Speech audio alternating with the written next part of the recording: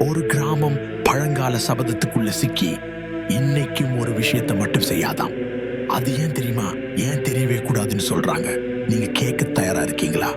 தென் தமிழ்நாட்டுல இருக்கிற ஒரு கிராமம், சாதாரணமான வீடுகள், அழகான வயல்கள்.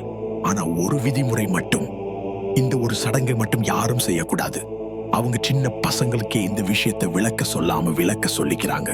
ஏன்? அந்த சபதம் ஒரு சின்ன கதையா இல்ல, ஒரு உயிரோட விலையா.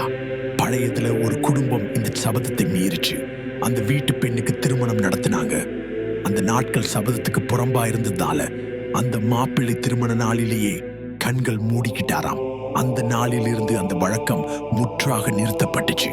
அந்த கிராமம் தான் சிறுமலையூர். அங்க ஒரு நாள் சபத நாள். அந்த நாளில் திருமணம், நிச்சயம், சடங்குகள் எதுவுமே நடத்தக்கூடாது. இன்னைக்கும் அந்த ஊர் அந்த ஒரு நாளுக்குள்ள அமைதியால பயந்துட்டு தான் இருக்குது.